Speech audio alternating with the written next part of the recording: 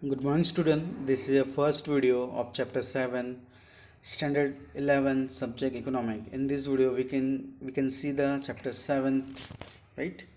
Before start the chapter we can see the introduction, right? Introduction. After that Asian Indian में हम agriculture, industries, service sector, national income and economic prosperity देखेंगे, right. After उसके बाद Indian economic before independence के अंदर बहुत कुछ दिया है, and Indian economic after independence भी बहुत कुछ दिया, right.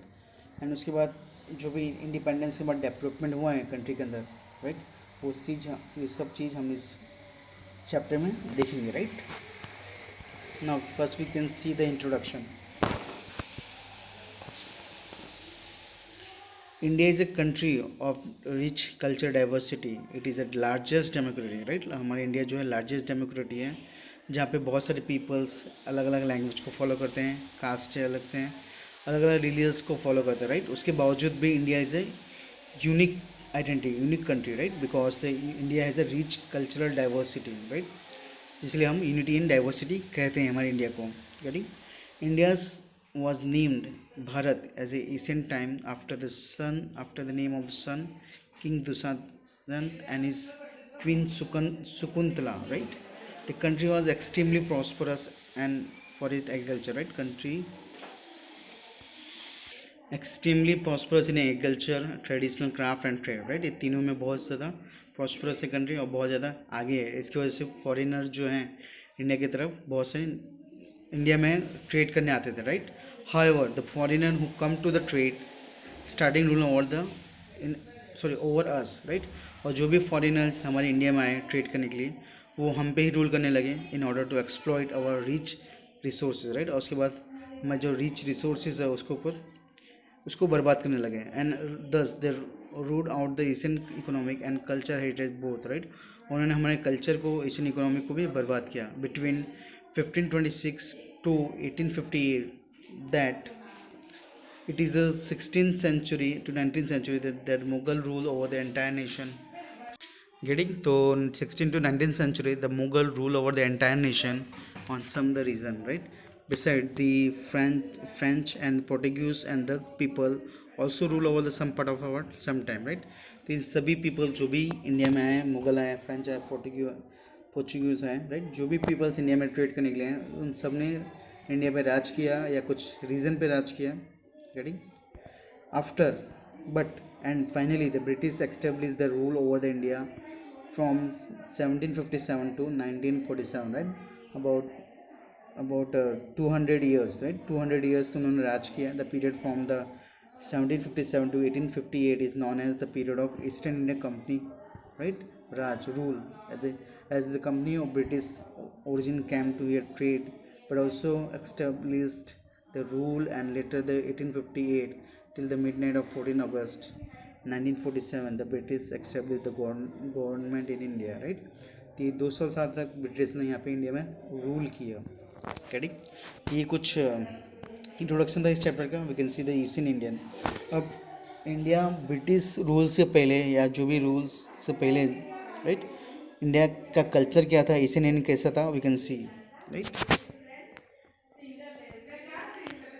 Indian civilization, which is known as, have emerged from the influence of invention of the Aryan tribe and Indus Valley civilization, and which is also called Harappan civilization, is identified as the Asian Age, and the remain of this civilization, the first found of Harappa and Mohenjo-daro in Gujarat. We can see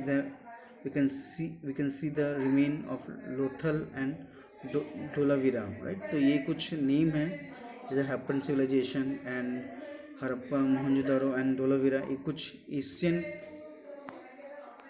influence है जो India में, right. तो ये कुछ oldest civilisation है हमारे India की जो सबसे स्टार्टिंग से स्टार्ट हुई, right. Asian age of civilization.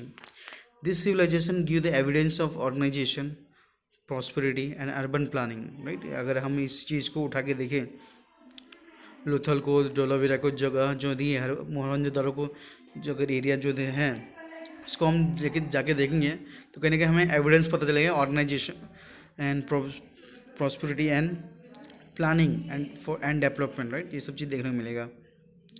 From the view of from the viewpoint of the manufacturing activity, India has known as it cloth, muslin, jute, indigo and pre-British time, right? तो British time के time से ही मतलब muslin jute indigo are the main thing for manufacturing, right? Manufacturing a main thing था. With the British invention, India got the plantation, right? British आने के बाद tea plantation का भी मैन्युफैक्चरिंग होने लगा. Even India is also known at her tea export, right, और India को भी टी एक्सपोर्ट के लिए जाना जाता है. In a way before the British period India is known as rich in agriculture industrial and civilization, right. Before the British period India को हम कहीं कहीं बहुत ज़्यादा रिच समझते थे एग्रीकल्चर में, इंडस्ट्रीज़ में एंड सिविलाइजेशन में, राइट. तो ये सब चीज़ में बहुत ज़्यादा रिच था, कहीं ना कहीं सोने की चिड़िया थी. बट बहुत से लोग यहाँ पे आए ट्रेड करने के लिए और उन सबको कहीं ना कहीं खंगाल के रख दिया, राइट. मतलब सब कुछ ख़त्म कर रख दिया.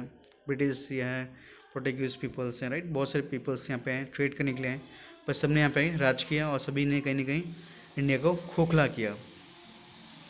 Now let us look at the some important economic aspect of the India in the pre-British the Asian time, right. मतलब pre-British में ब्रिटिश के रूल के पहले, ब्रिटिश रूल के पहले मतलब एशियन टाइम में.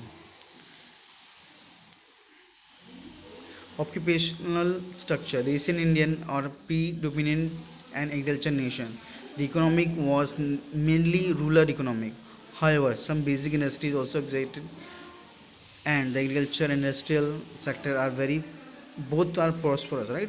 तो कहीं ना कहीं इंडिया पहले के टाइम पे इकोनॉमिक एग्रीकल्चर नेशन था एंड कुछ इंडस्ट्रीज भी थी, right.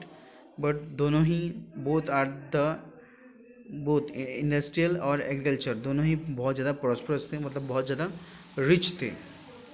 Agriculture. Indian agriculture sector was prosperous and variety of the crop were grown.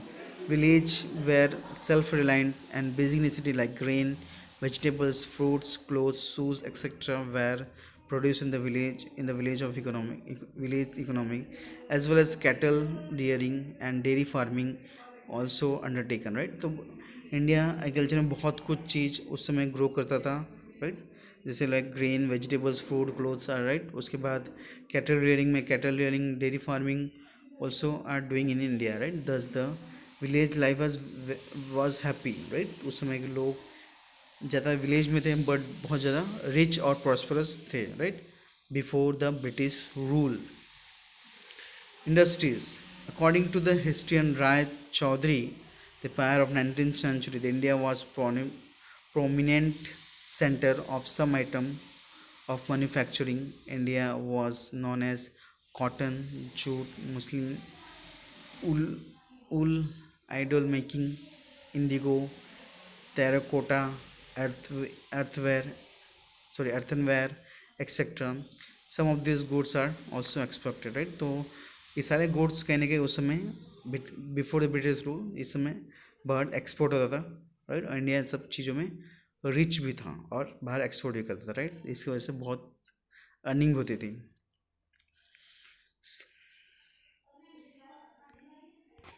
Even even before 16 BC, India has system of minting metal coin. She had a wonderful system of town planning, sewage, and stable political system.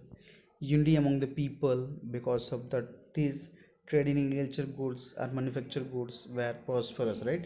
Before 1600 BC, right? India का जो system था बहुत अच्छा था, sewage भी अच्छा था, town planning भी अच्छा था, कहीं ना कहीं मेटल कॉइन का भी उस समय इस्तेमाल किया जाता था.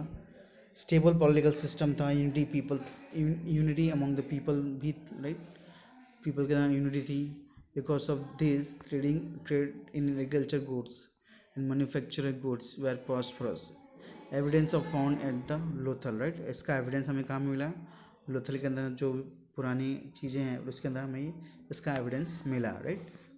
हमने कुछ अभी सिविलाइजेशन देखे जो पुराने ऊपर फर्स्ट में देखे हैं उसके हिसाब से. Now we can see the national income and economic prosperity.